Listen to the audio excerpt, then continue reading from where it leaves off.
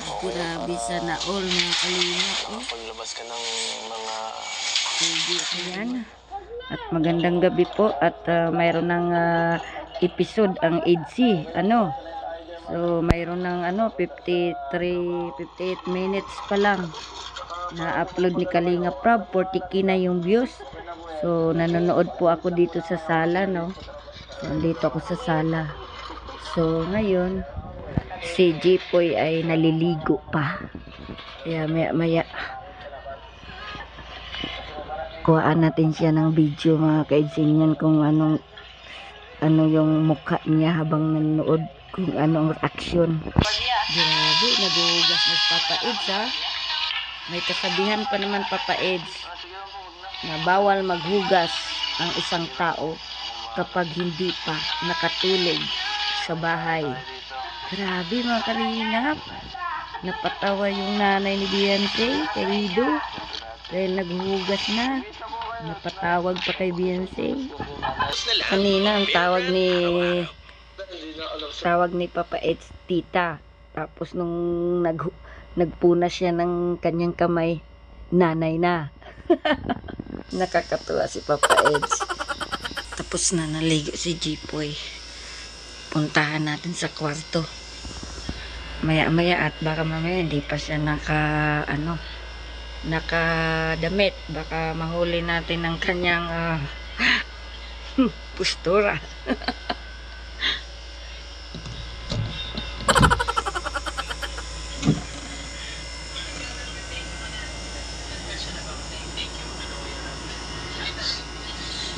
Ba, nakahiga at walang damit. Tika lang, silipin natin, baka makita ang bitlog nito.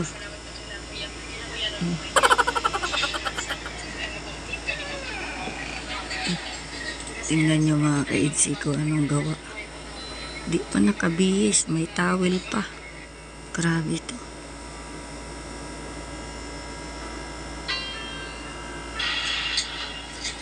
Tingnan natin kanyang ekspresyon.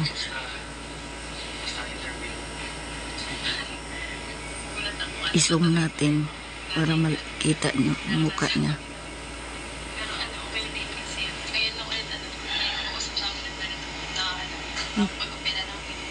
Nakangiti pa habang nanonood.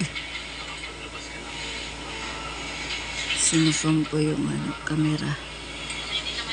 Oh. Grabe, nakangiti. Oh. Yan ang kanyang emosyon habang nanonood ngayon sa EDC. Sa vlog ngayon yung EDC. Pakiting-kiting ba siya sa paa niya?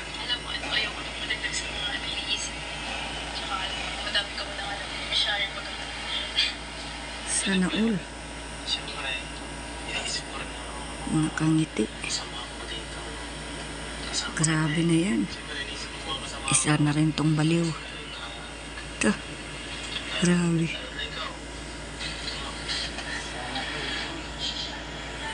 Nagsasalita siya mag-isa, sana all daw.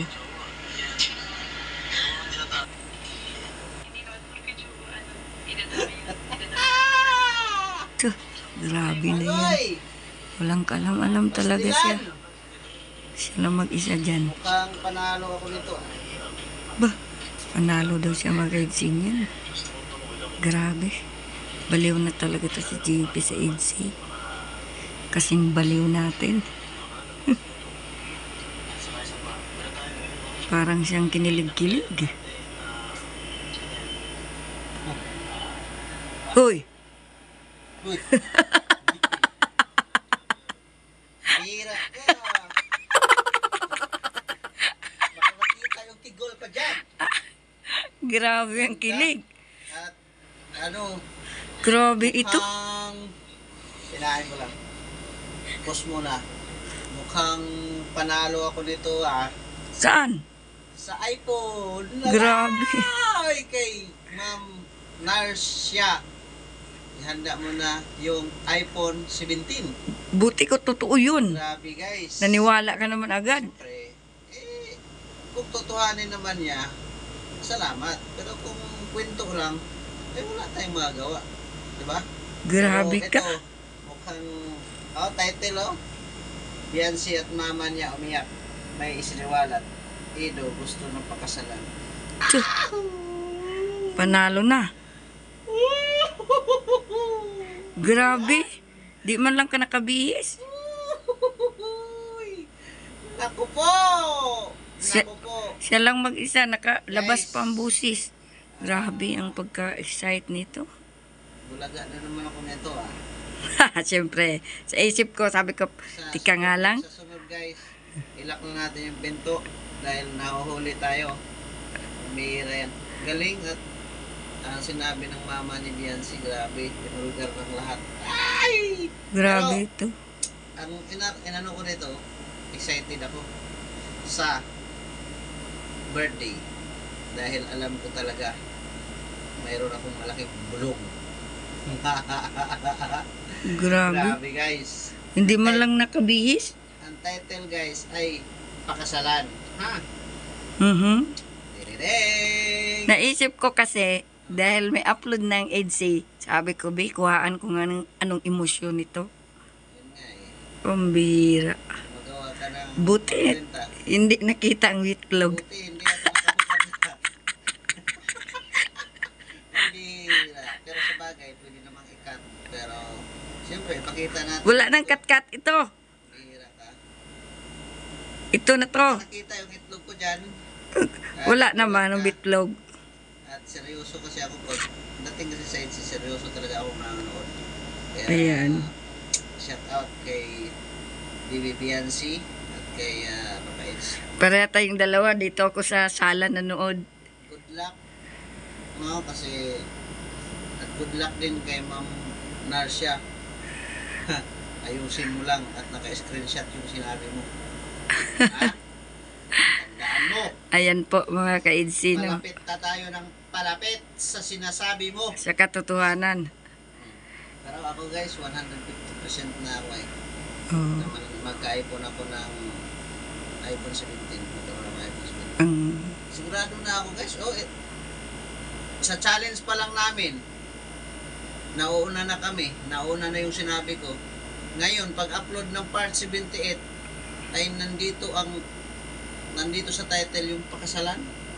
kaya panalo na. Ha? Diba? Sa title pa lang. iPhone na sigurado. Kaya ihanda na ni Madam ang kanyang iPhone 17.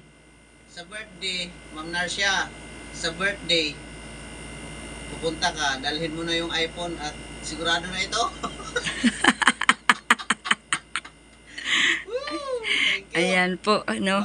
Ayan ang Dahil kanyang sa ano, EDC, nagkakaroon tayo ng iPhone. iPhone 17. Latest Grabe. na. Kay Kuya Bal ay iPhone 16. Ano yan? iPhone Pro. Oo, iPhone Pro 17. Pwede na yung mabasa. Pwede nga daw gawing martilyo eh. Oh, yan, di ba? Grabe, latest yan. At tama na yan. Swerte mo. Pa ako. Oh, bahala ka na dyan. Ayan. Minuto na ba yan? Yes ka. Yan po mga kalingap. So nakita natin ang expression ni Jepoy habang nanood. Kasi ako dito sa sala manonood. Siya sa kwarto kasi naligo siya.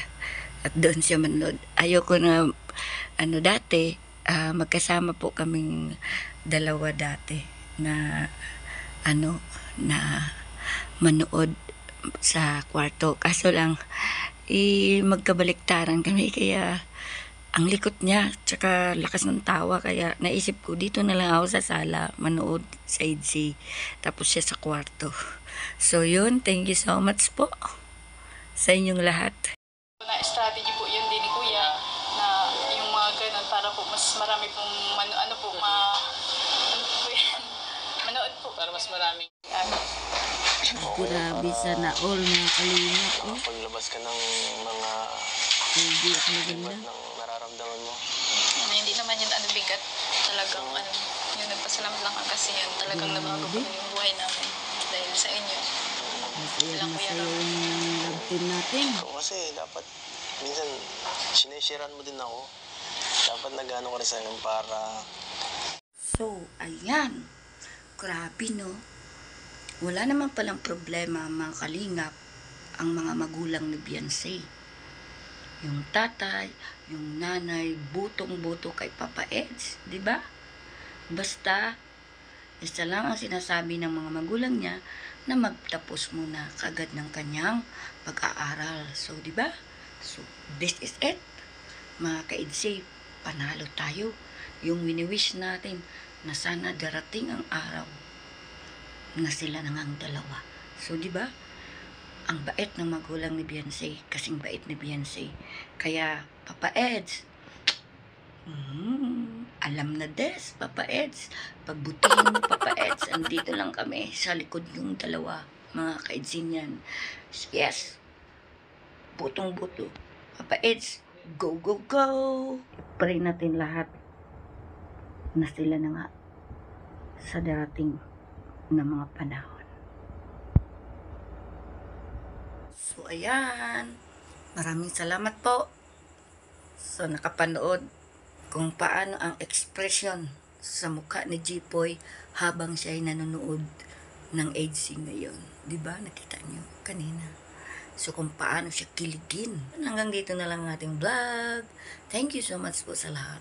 At shout out po sa lahat ng mga kaedsinyan, mga kalingap, at sa ating lahat. Shout out kay Mames Formosa, kay Mamolto ko, kay Lola Bing, kay Nanay Susan, at sa lahat, kay Ma'am Rosemary, kay Yosinori, at sa lahat ng mga sumusuporta sa mga vlog natin at live. Thank you so much.